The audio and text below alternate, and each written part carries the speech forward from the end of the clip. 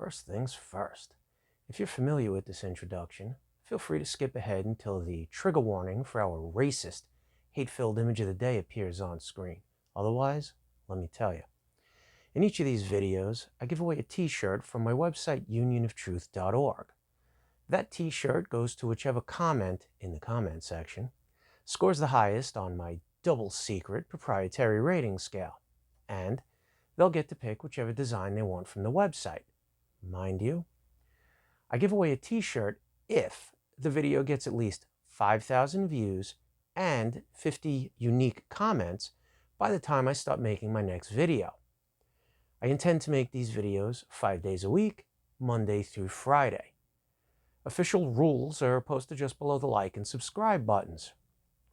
Now, unless you're already fully aware of the following 9 facts, or you have a completely open mind and seek to expand your worldview, these videos might not be for you. Fact number 1. All of our society's root-level structural institutions are controlled by psychopathic parasites who intend to utterly subjugate us. And that's putting it mildly. Fact number 2. No one is coming to save us from them. If we don't take matters into our own hands, we will be utterly subjugated. Fact number 3. We are quickly running out of time to prevent such an outcome. Fact number 4. In order to prevent our subjugation, we need a viable plan of action. Fact number 5. There is no quick fix. A viable plan will need to be very detailed and will require that people must go outside of their comfort zone in order to comprehend it. Fact number 6. As an aspect of its viability, the plan must not require that everyone fully comprehends it in order to follow it. Fact number 7. Since the plan must not require that everyone fully comprehends it in order to follow it, leaders will be needed to properly inform and correctly guide fellow citizens who won't put forth the effort to fully comprehend the plan. Fact number 8. Leaders will need to fully comprehend the plan. Fact number 9. Exemplary leaders are committed to empowering those whom they lead. Exemplary leaders lead by example. And for those of you who are still with me, here's a 10th fact. This book contains a viable plan. The purpose of these videos is to disseminate the information provided in this book and to start an ongoing dialogue about all things related to the plan.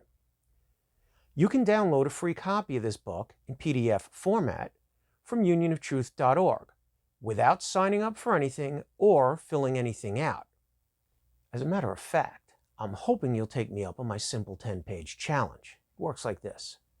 Read the first 10 pages of the book and fully investigate all the links that are offered in order to discover the following. 1. Am I functioning from a valid conceptual foundation? 2.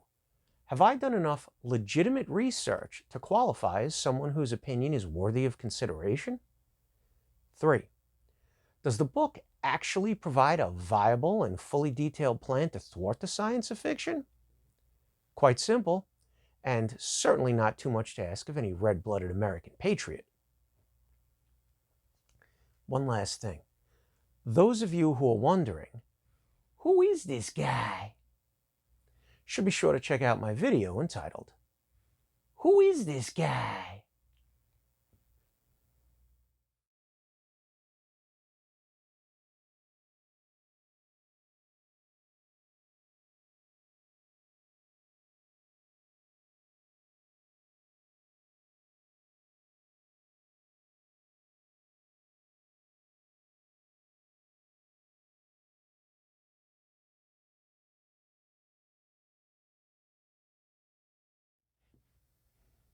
Please, let us know exactly what you found most hateful and oppressive about that sordid image. Your feedback is vital to our ongoing mission of greater understanding. All right, in this episode, we're going to go through the final part of the section called the Federal Reserve, pages 95 through 99.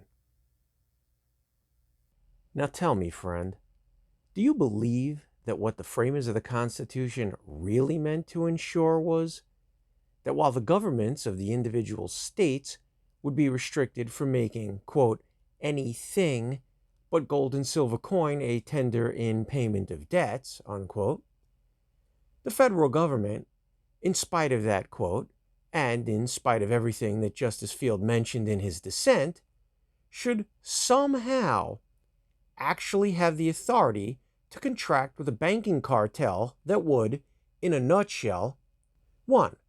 Somehow have the authority to purchase unlimited amounts of government debt with specious collateral. 2. Regulate the nation's interest rates and the amount of official currency in general circulation. 3. Pay the U.S. Treasury only the exact cost of producing said currency. Said currency happens to be that cartel's own brand of intrinsically worthless bearer notes / banknotes that have debt as collateral. And what exactly is it that they pay the U.S. Treasury with?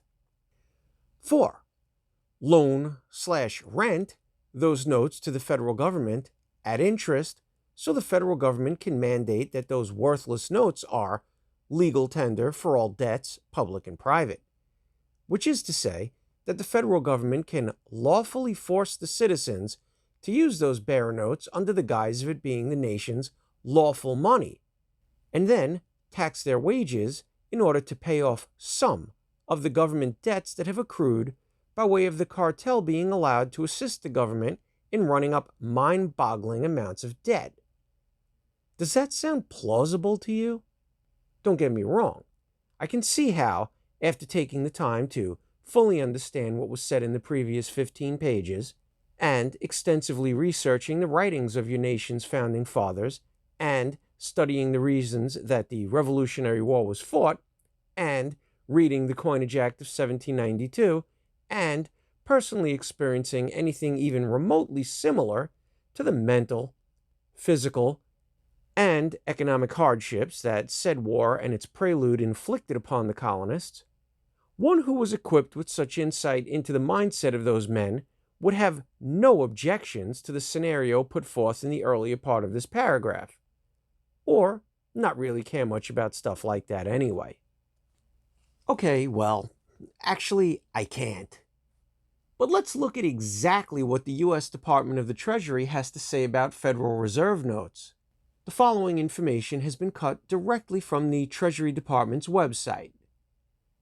What are Federal Reserve notes, and how are they different from United States notes? Federal Reserve notes are legal tender currency notes. The 12 Federal Reserve banks issue them into circulation pursuant to the Federal Reserve Act of 1913. A commercial bank belonging to the Federal Reserve System can obtain Federal Reserve notes from the Federal Reserve Bank in its district whenever it wishes. It must pay for them in full, dollar for dollar, by drawing down its account with its district Federal Reserve Bank. Federal Reserve banks obtain the notes from our Bureau of Engraving and Printing, BEP. It pays the BEP for the cost of producing the notes, which then become liabilities of the Federal Reserve banks and obligations of the United States government. Congress has specified that a Federal Reserve Bank must hold collateral equal in value to the Federal Reserve notes that the bank receives. This collateral is chiefly gold certificates in United States securities. This provides backing for the note issue. The idea was that if the Congress dissolved the Federal Reserve System, the United States would take over the notes, liabilities.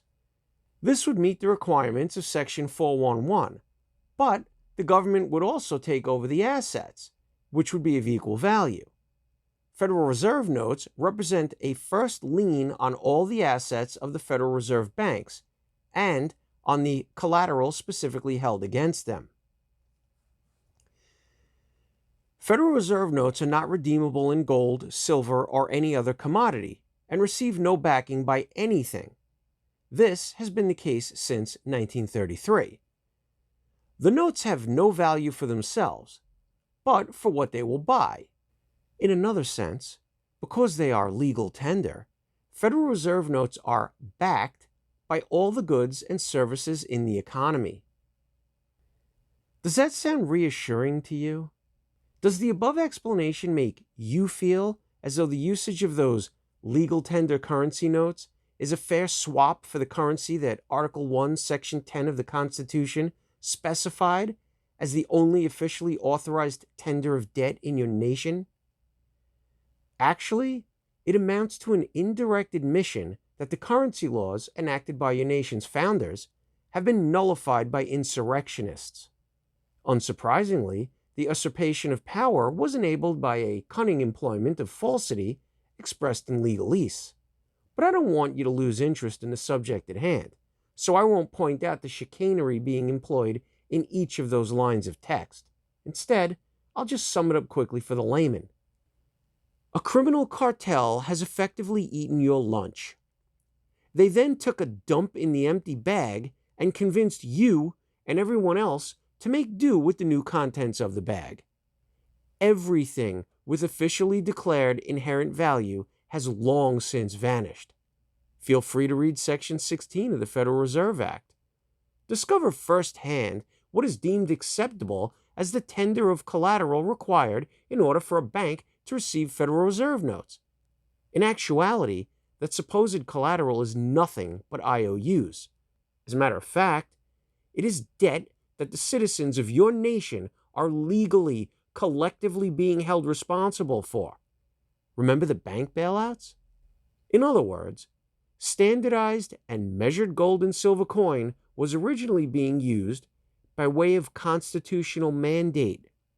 It was used so as to ensure that none of any citizen's monetary wealth and unalienable rights could be confiscated secretly and unobserved in a manner in which not one man in a million is able to diagnose. But that money and those rights were confiscated openly, through the use of unlawful government force being justified by patently absurd judicial decree. And the thieves replaced the money with paper notes that are admittedly worthless, if not for the fact that the threat of force is printed on their face. Quote, Federal Reserve notes are not redeemable in gold, silver, or any other commodity and receive no backing by anything. This has been the case since 1933.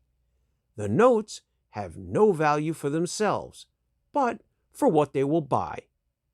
In another sense, because they are legal tender, Federal Reserve notes are backed by all the goods and services in the economy. Unquote. Reality check. The Federal Reserve System blatantly contradicts the concepts expressed in your Declaration of Independence and your Constitution Bill of Rights. It is nothing other than an elaborately disguised counterfeiting operation. It was designed to legally force its victims to reward Federal Reserve operatives and lackeys for committing Munchausen syndrome by proxy. Read this article about debt monetization.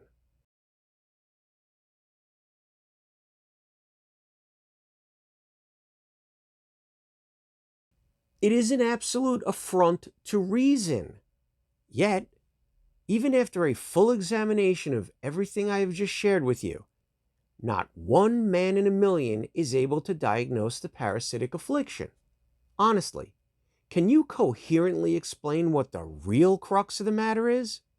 Can you see how your nation's constitutionally mandated currency laws have been hijacked?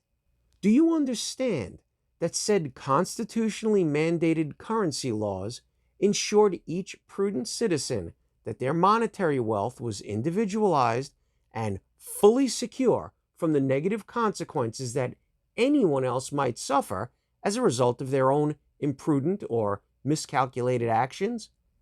Can you see that everyone in your nation is now, by way of deception and force, part of a legally mandated collective? Do you understand that your entire social structure is dependent upon policies cooked up in private by an unlawful banking cartel? Their very existence was decried by the founders of your nation. Even so, is that the real crux of the matter? There is no subtler, no surer means of overturning the existing basis of society than to debauch the currency. So, have you come to a point in the search for truth when, regardless of how conceptual roadblocks are artfully administered in an attempt to disguise it, truth becomes plainly evident? Well, either way, take a deep breath. What you have read thus far is only the beginning of this twisted tale. Follow the links below to learn much more about the alternate reality you're stuck in. Then ask yourself these two questions. 1. What role has the legal profession been playing in the subversion of the organic laws of the United States of America? 2. What role has the legal profession been playing in keeping everyone on Earth from realizing that the Federal Reserve is a pernicious counterfeiting cartel? I will soon provide you with the concepts and methodology that must be widely understood and employed in order to establish and maintain actual freedom and prosperity. Patience, friend. I haven't forgotten about the $250,000 tax-free cash incentive mentioned earlier. The details are provided a bit later in the book. I want you to be able to incorporate the knowledge you'll acquire on your way there into the message you'll be spreading about it to all of your otherwise uninterested friends, family, and neighbors. 1. A free electronic copy of the must-read book entitled The Money Manipulators by June Graham.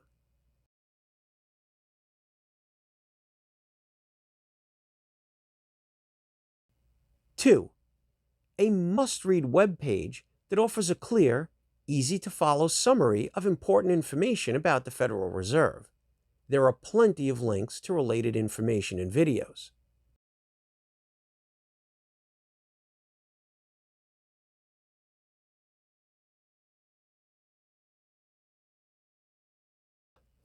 3. A video that explains many aspects of the formation and ongoing existence of the Federal Reserve.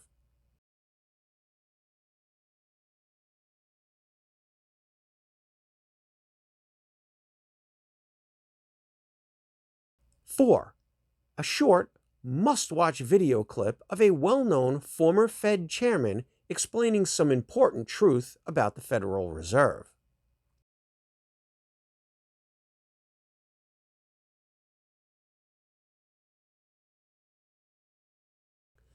5.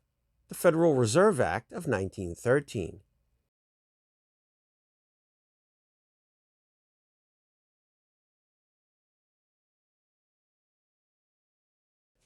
6. An informative article from the Forbes website entitled How the Fed is Helping to Rig the Stock Market. It happens to mention how the Fed conjures money out of thin air.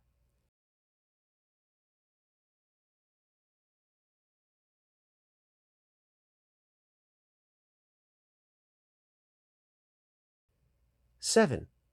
A must-read article that will give you accurate insight into the minds of those whose expert influence directly affects your life. This is not a parody. The CFR-sponsored authors of the article that's reprinted therein are admitting that the entire monetary system is a farce, a sham, bogus, fraudulent, corrupt.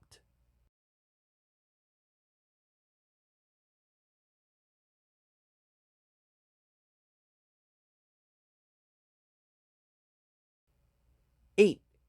A must-read essay by Murray Rothbard that details the methods employed and the players involved in creating the Federal Reserve.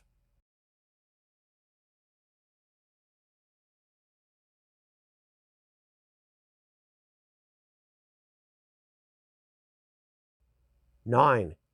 An article from Rolling Stone magazine that points out some very shady dealings.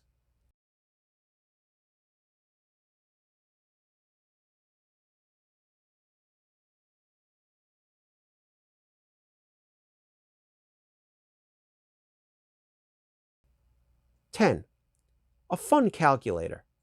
It will introduce you to some of the real effects of the scam being run by the Federal Reserve on the purchasing power of the worthless paper that you call money.